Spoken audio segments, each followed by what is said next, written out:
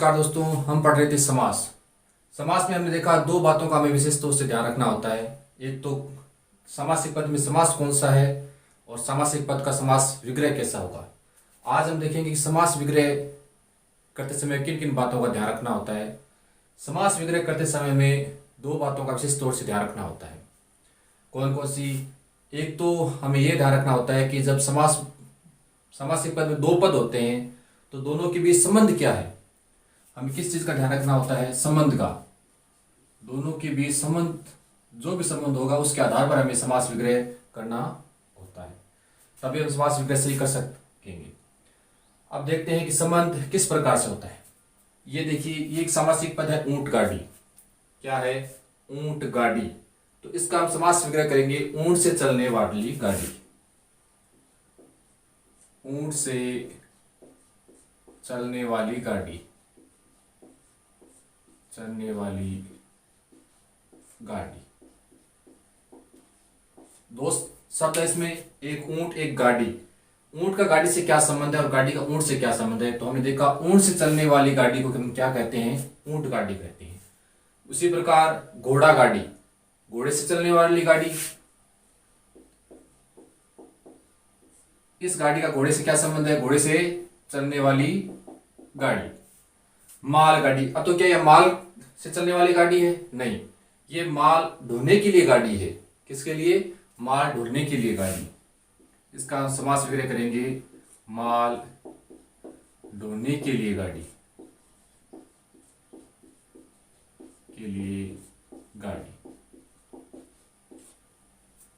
ऊंट गाड़ी, ऊंट से चलने वाली गाड़ी। घोड़ा गाड़ी, घोड़े से चलने वाली गाड़ी। बैलगाड़ी, बैल से चलने वाली गाड़ी। माल गाड़ी, माल ढोने के लिए गाड़ी। डाक गाड़ी, डाक ले जाने के लिए गाड़ी।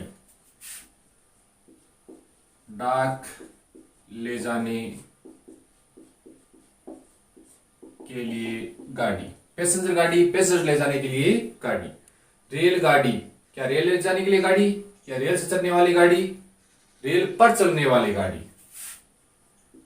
रेल पर चलने वाली गाड़ी, जिसे हम पटरी कहते हैं, उसका वास्तविक नाम रेल है। रेल पर चलने वाली गाड़ी। चील गाड़ी, क्या चील पर चलने वाली गाड़ी? नहीं, चील के समान गाड़ी। चील के समान गाड़ी, चील के समान गाड़ी। तीसरा निकल गया हवाई जहाज के लिए है। किसके लिए है? हवाई जहाज के लिए। हवाई जहाज के लिए है। कहां चला गया? बहुब्रीहि समास में चला गया।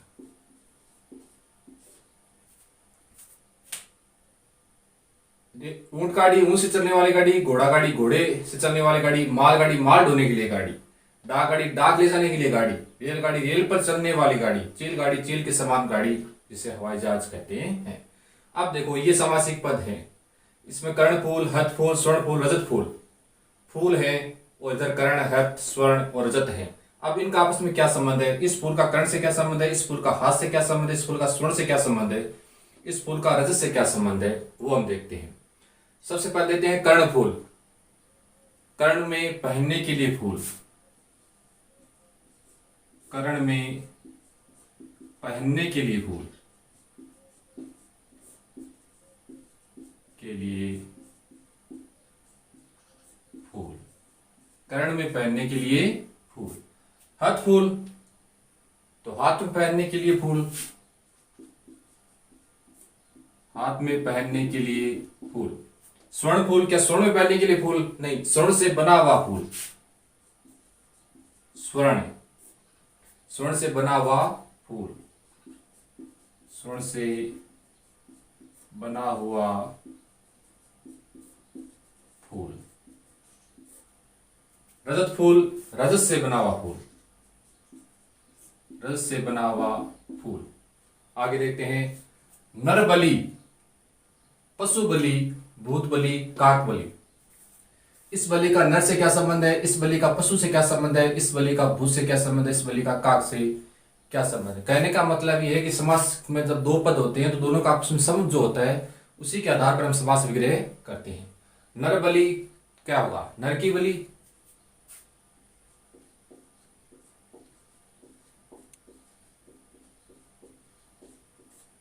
बलि, नर बलि, नर की बलि। बलि का मतलब होता है भेंट। एक होता है बलि, बाहुबली, जिसकी भुजाओं में बल हो, वो बाहुबली होता है। नर बलि, नर की बलि, भेंट। पशु बलि, पशु की बलि,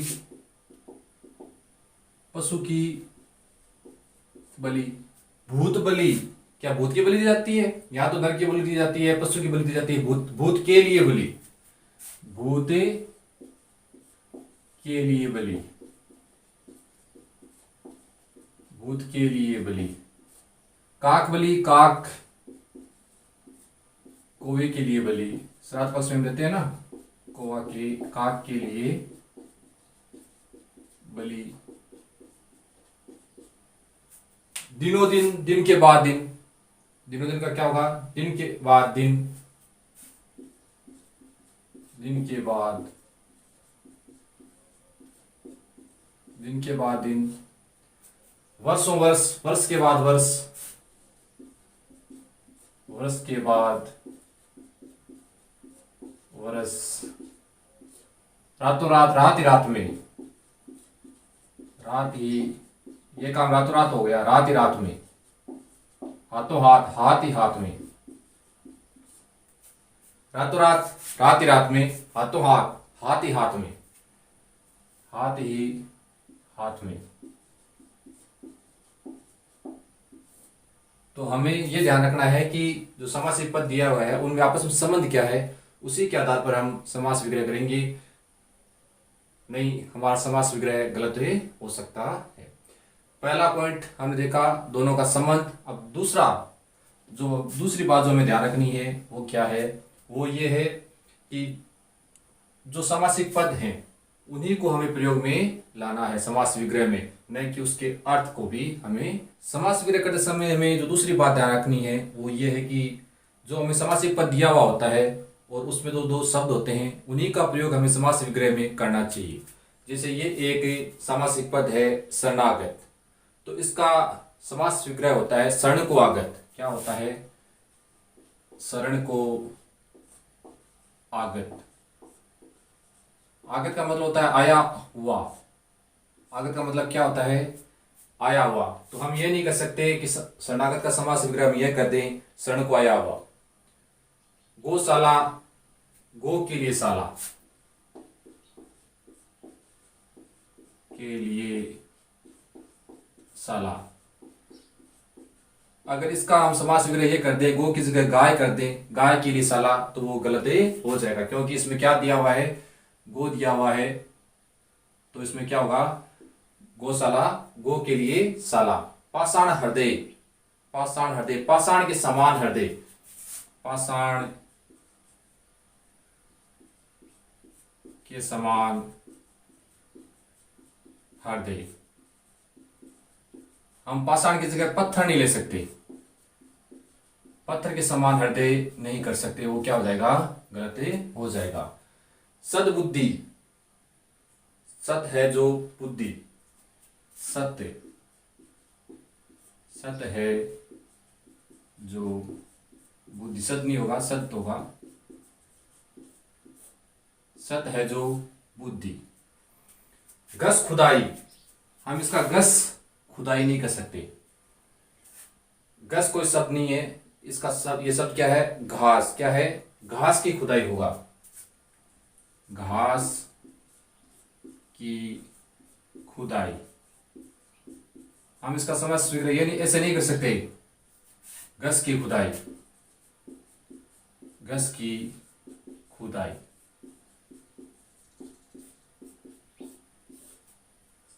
मुख्य शब्द क्या है? घास है, तो इसका समास विग्रह क्या होगा? घास की खुदाई। हमें ये जानना है, हमें ये समझना है कि जो समासिक पद दिए होते हैं हमें समास विग्रह में उन्हीं का प्रयोग करना होता है। जैसे एक शब्द है दस आनंद, दस है आनंद जिसके, आनंद का मतलब मुख होता है, लेकिन हम ऐसे नहीं कर सकते दस है मुख जिसके, वो समास विग्रह गलत हो जाएगा। लेकिन एक समास है अव्ययभावी समास,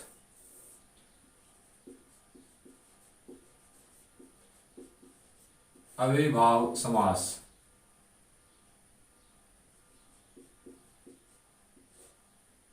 अव्ययीभाव समास में हम उन्हीं शब्दों का प्रयोग नहीं कर सकते क्योंकि उसे अर्थ स्पष्ट नहीं हो सकता। इसके लिए हमें उनके अर्थ का प्रयोग हमें कर सकते हैं। जैसे यथाशक्ति, यथा शक्ति। यथा का मतलब होता है अनुसार, शक्ति के अनुसार, शक्ति के अनुसार। हम ये नहीं कर सकते कि शक्ति के यथा, नहीं कर सकते क्योंकि इससे उसका क्या है अर्थ है स्पष्ट नहीं होता। बाकी हमें जो समास पद दिया होता है उन्हीं का प्रयोग ही करना होता है।